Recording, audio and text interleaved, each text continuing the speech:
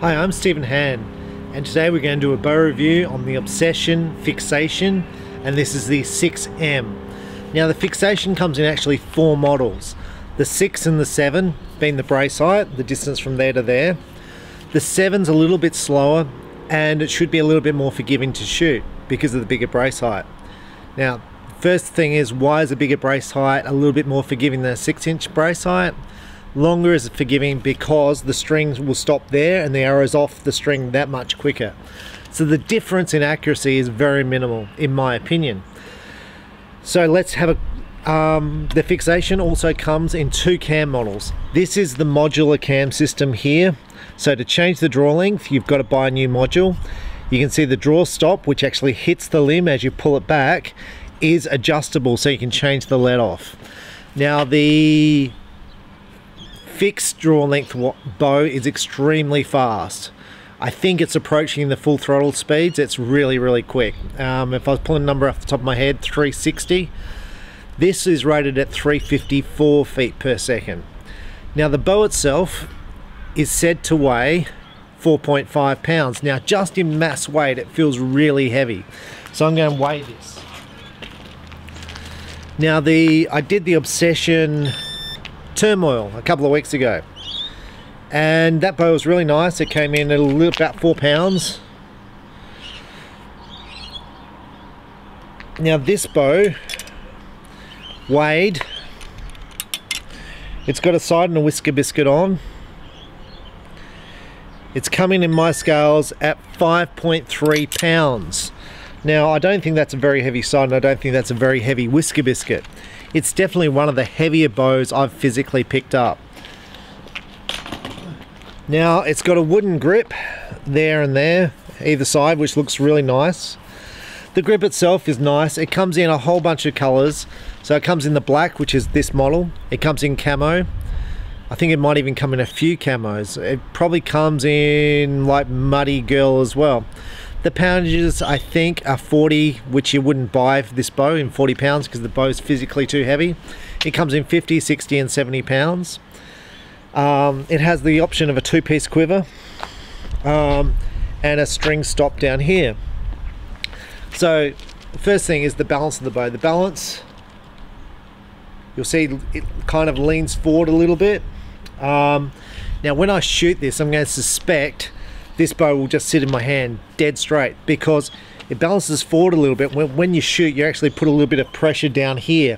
So I think this bow will balance perfectly in my hand when shot. So axle, I think this bow's 32, but check the specs. The Obsession has these nice limb dampeners here. I don't know how this is going to work. This is the first time me shooting it. The cams, the bow comes in different cams options: black, camo, not camo, black, red, I think orange, but maybe it's just black and red for the Fixation. This is the black. You can get colored options for the strings. I've gone for the red and black. It comes with a Saunders slide here, and the cable guard is angled to reduce torque. Now this is a binary cam system. It's designed by Kevin Strother. It has a lock system there. This has got module E on it, so it's a bit of a pain when you want to change the draw length. You've got to buy modules. I don't think the modules are really expensive. They use Torx, so it's Torx to get the modules off and on. You need a bow press, which is a pain also if you want to change the modules. You can see there it's going there, so you need a bow press to change this. Split limbs, these are standard Gordon glass limb. Metal limb pockets here, probably not as nice as your top line PSE limb pocket, but still not too bad. Plastic in there, I think that is. It may be metal. It may be metal there. I think it is metal. Overall, it's a nice looking bow and nicely finished bow. I'm a bit concerned about the weight. I like my bows under 4 pounds. I think this is aimed at more of your 3D archer who's looking for a heavier bow. I know Matthews has upped their poundage also on, when I say poundage, the weight of the bows. And I think for hunters and recreational archers, Obsession and Matthews and other companies who have gone for heavy bows have gone the wrong way, but that's personal preference, whether you like heavy or light. I just find coming in my shop, I give people a light bow, I give them a heavy bow, they take the light bow pretty much 9 out of 10 times. And it may be higher than that, it may be 95% of the times. So we're going to try drawing this bow back, see what the draw cycle's like. This bow's set on 60 pounds at 29 inches. We're going to shoot it through the chronograph, and we're going to see how this bow groups. So I think that's about it.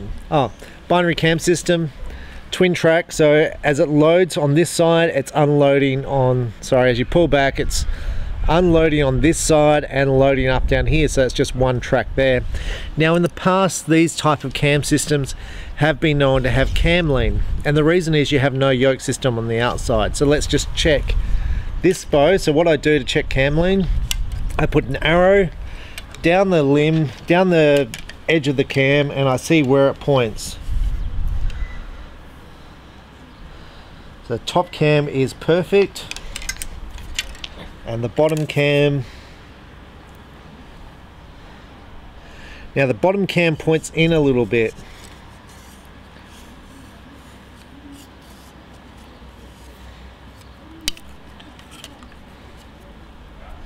So you can see there, I hold the arrow. Now my arrow is flush on the cam, and you can see the gap there with the arrow, between the string and the arrow. Now that indicates a little bit of cam lean. Now what this is indicating, it indicates that this limb here is a little bit weak. So what I'd do is I'd move this cam in towards the bow a little bit using shims. And when I say shims, spacers, washers, and basically you'd move it like the thinnest washer there is that far in, and then test it again. Now I spoke to Obsession about this. Now they have shim kits. Matthews used this. You can do it with PSEs, you can do it with any bow. It's a pretty standard thing to shim a bow to stop cam lean. Now Obsession said their bow will shoot with cam lean, and it will tune with this just the way it is.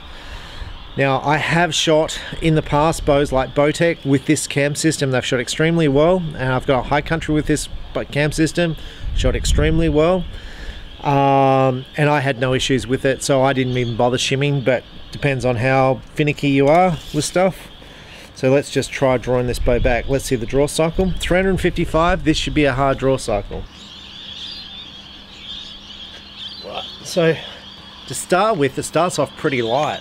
So here it's light. Now it's building. Oh, see the drop off? It just drops off. Now when I'm back here, it's 80% let off. I'm going to shoot this shot.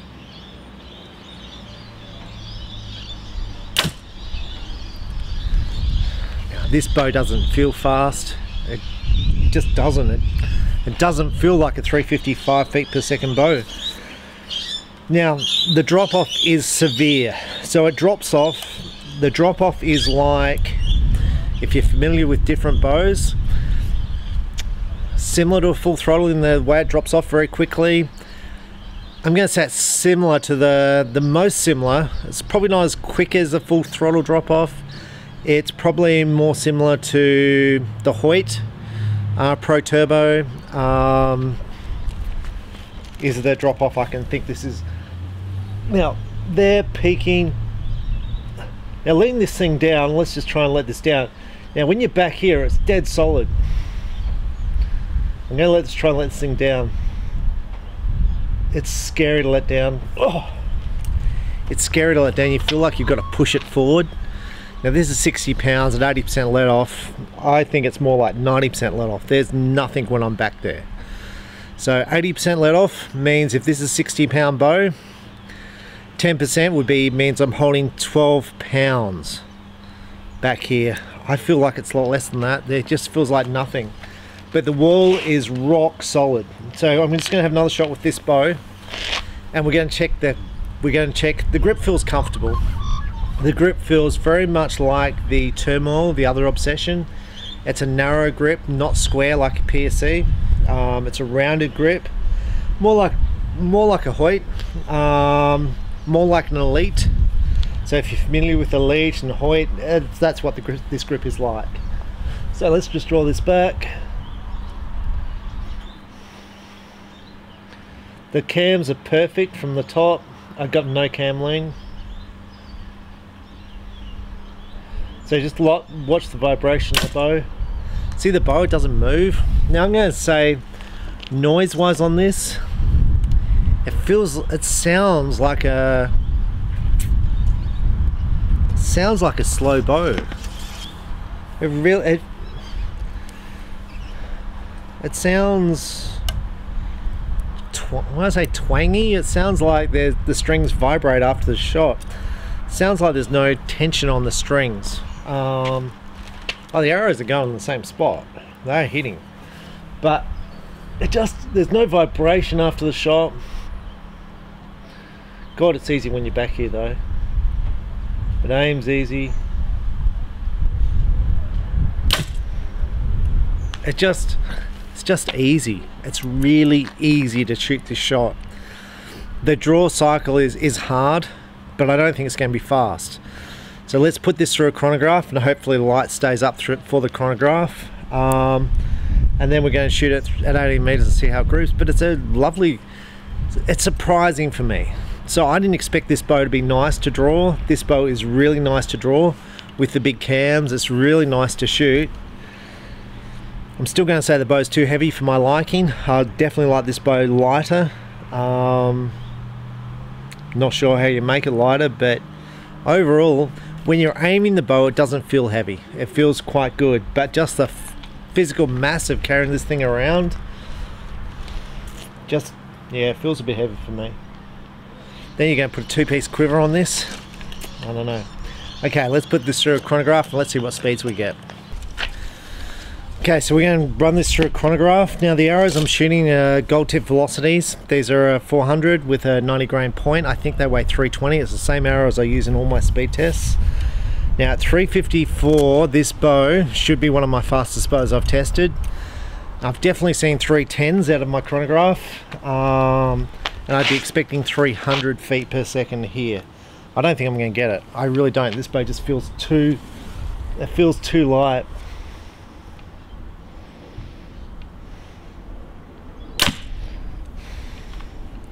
.308. I think that's pretty good. Still feels like an elastic band to shoot. 308.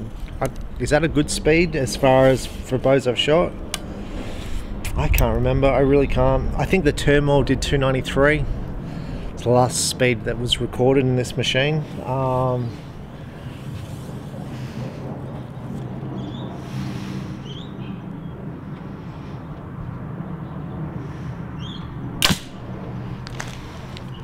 .306. So 306, 308. I can't remember where the rest of my bow reviews sort of rate. I should have a little whiteboard with them all speeds. But this bow doesn't feel... I can't recall what speed the Hoyt Turbo shot, but I can recall how that bow shot. This bow is pretty good as far as shootability. It's pretty good. It feels pretty good. It doesn't feel... It feels like a bow that shoots 270. That's what a bow feels like. It's just easy. It's just real easy. It's, yeah.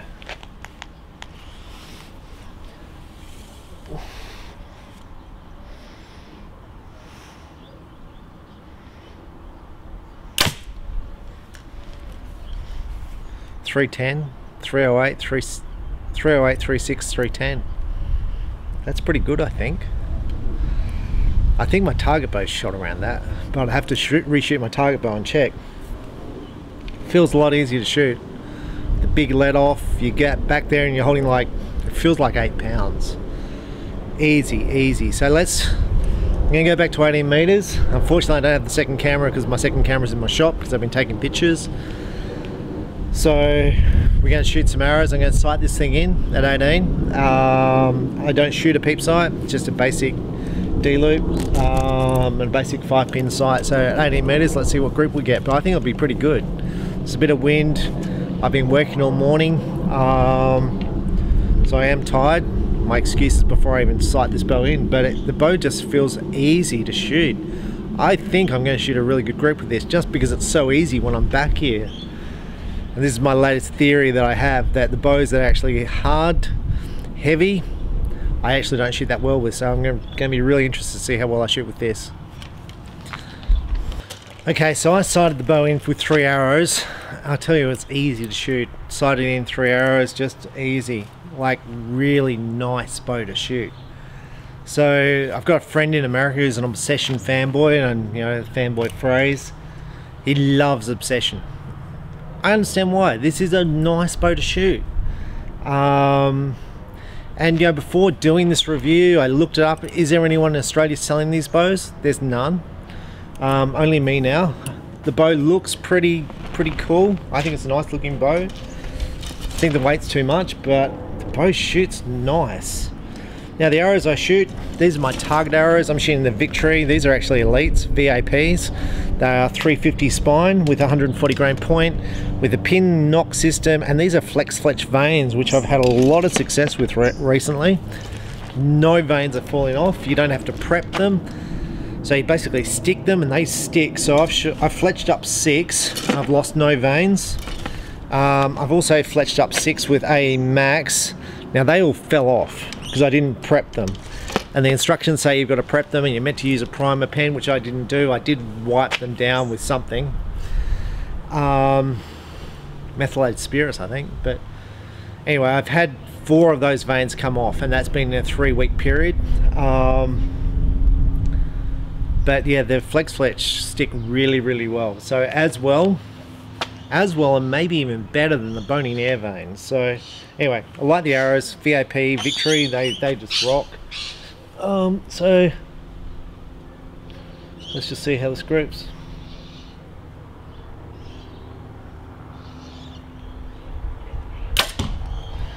So the first thing I'm going to say, the problem with the module system, if I wanted to reduce my let off, let's say down to 70%, using this stop here, using the stops here, all I'm doing is basically stopping my draw length half an inch or a quarter of an inch early, so I don't get that big valley. But then I may need the 28.5 inch or the 29.5 inch module, and that's the problem with modules.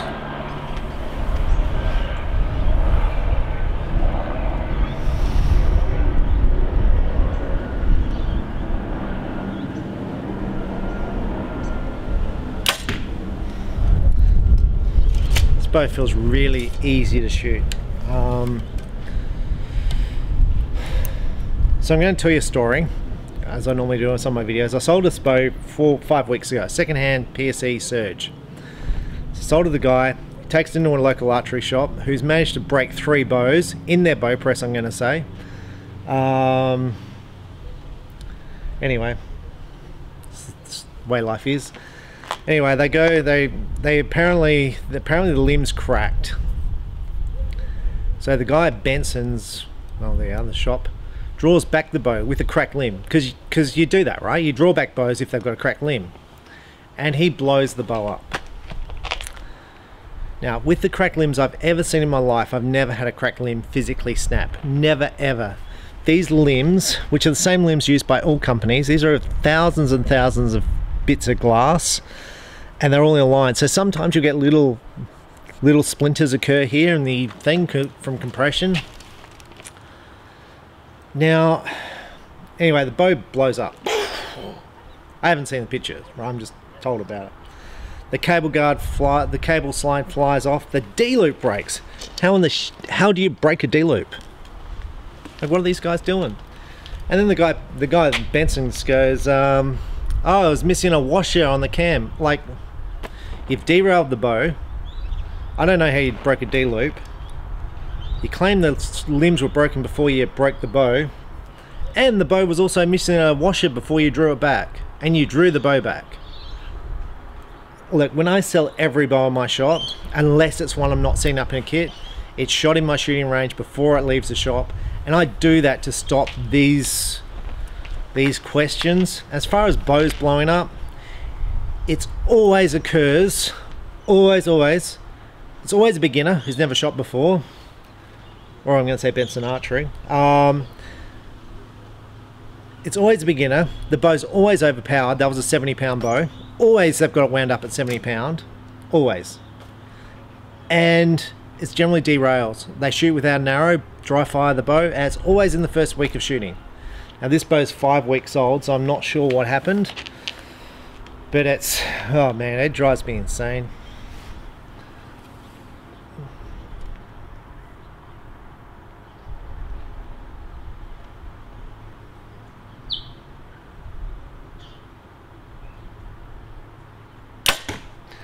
And you know, it's not like you're saying, look, my limb's broke, I need a new set of limbs. Because PSE will probably give them to me, right? Well, let's say I sell them to you at half price, $100, or you've even paid $200. Like, who cares? You paid $200 for the bow. It's a second-hand 4-year-old bow. But when you go, man, you got to cover the postage back to me because I blew up your bow, and then you give me all this crap that your D-loop breaks. I'm like, yeah, see you later. I'm like, I'm just not interested. When you go, look, you've got to pay for the $20 postage back to me when you buy up the bow, I'm like, nah, stuff that. That's never $20 because it's for me it's $15 to send it there. To send it back, for some reason, it's always $50. I don't know what that is, but it always is.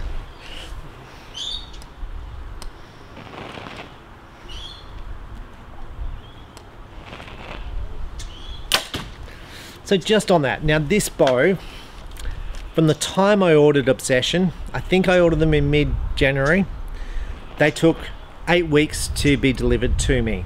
So that it's pretty acceptable as far as I'm concerned with delivery times. I think modules would be quicker, and I think the modules are reasonably priced.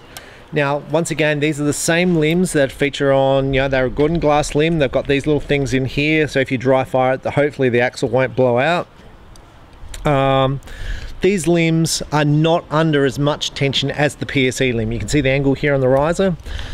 So I would expect far less compression cracks over time. Now, saying that, in my state, South Australia, it's almost rare for me to have a compression crack. And let's say I shoot 100 arrows a day with my bows. All the PSE bows I have never replaced a set of limbs. My Expression I still shoot, and that's over 2 years old. And I have dry fired that 2 or 3 times, and the limbs are still good. So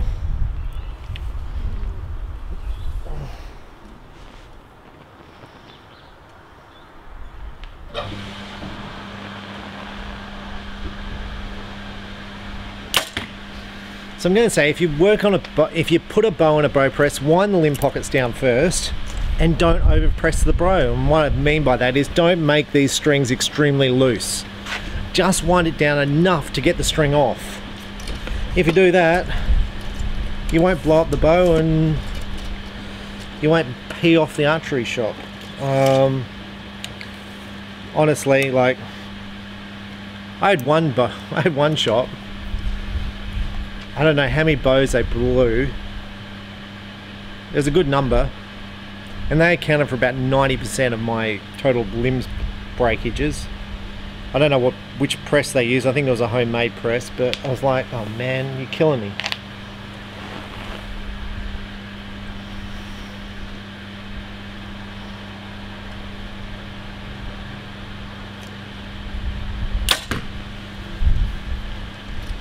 Look, this bow feels really, really easy to shoot, and if you can, go in and have a shot with a bow at an archery shop, have a feel, and then make up your own mind. And this is a European Wasp.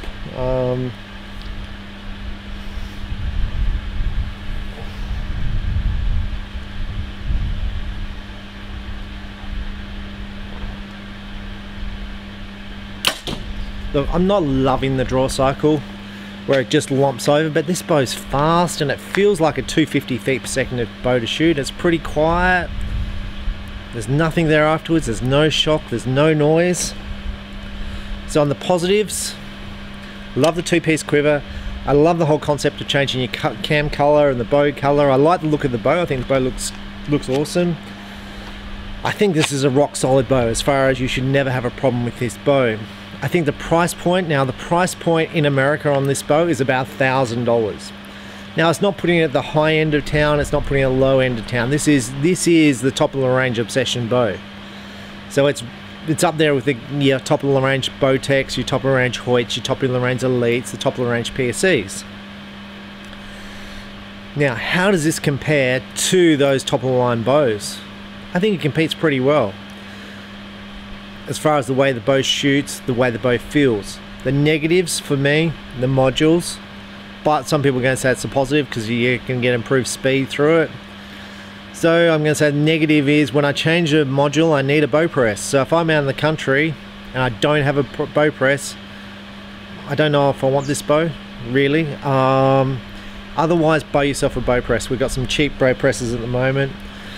You may be able to do it with a Bowmaster bow press. If you are going to do it with a Bowmaster bow press, watch these things here. And even if you're doing it with a normal bow press, watch these things and take these things off, because this is going to push up against your limb on the bow press. So always take these things off. But this bow feels as good as any bow I've shot as far as after the shot. It's stable, it's easy to aim. Like, I just found that just so easy to aim. I wish the bow was lighter.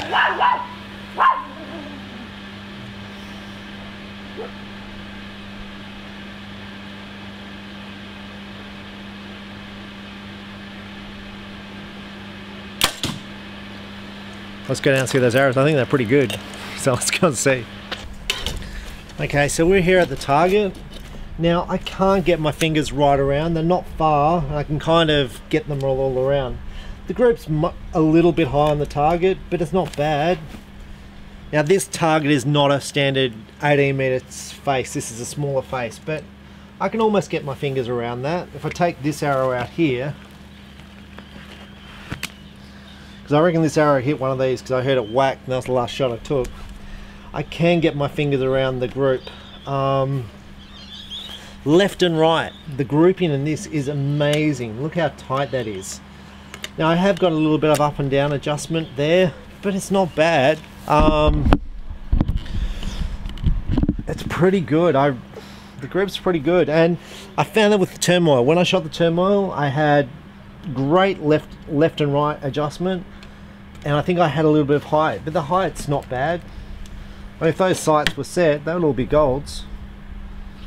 It's a hunting bow with 5-pin sight, no peep sight, no stabilizers. It's a shooter. It's a really, really nice bow to shoot. Now, so I started talking about people blowing up bows. Now, when people derail bows, basically it's through torquing the grip and not holding the grip. I'm just going to spin that around so I've got to have some in my eyes. So it's basically through torquing the grip. Now, this is a narrower grip, but what I just noticed then is this groove in this cam. See there, the groove, how deep it is. I'm going to try and jump down the back here, down through here, the groove. I don't know how to get that in the video. The groove is really, the groove here is really deep. Now, what that means is if you torque the bow, if you're a beginner and you torque the bow, less likely to derail this bow. Now, with the high let off, so you're holding back 10 pounds or 8 pounds when you're back there at full draw, you increase your chance of derailing the bow because you're holding no weight, especially if you shoot with fingers. If you shoot with fingers, you just cannot shoot this bow with fingers. You shoot this with fingers, you will derail this bow. But that groove there is so deep, the chances of derailing this bow, I think, is extremely hard. I think you'd really have trouble derailing it. And of course, beginners are going to be able to derail anything. But I like the grooves in that bow. It just reduces the chances of stuff coming back to the dealer, and it stops you being out of business while the bow gets fixed. But overall, Obsession, the Fixation, the 6, the 7, the fixed draw length or the modular draw length, I think it's a nice bow. It's pretty quick, no vibration, pretty quiet. The module's down full, and the weight. If this bow was 3.7, 3.8, I'd just buy it. I like the cams, even though it's a bit lumpy. It's not getting bad speed, and when I'm back there it's pretty easy to shoot. And those groups there were pretty good, so really like this. I'm really going to be interested to try out the target bow, which is going to be my next review. So the Obsession target bows, really going to be interested to see how well I shoot with those. Is it going to be as well as my Perform? That will be interesting. But these shoot really nice, and I love the red cams. I wish PSE had done red cams. I wish other companies come up with different color cams than the standard black and, you know, sometimes silver, because this to me is clever and it doesn't cost any more. Yeah, so that's pretty cool. Thank you for watching. I'm Stephen Hand from Archery Supplies. The more you shoot, the better you'll shoot, and just keep at it and enjoy it. Don't stress out because it's not helping. So thank you for watching. Bye.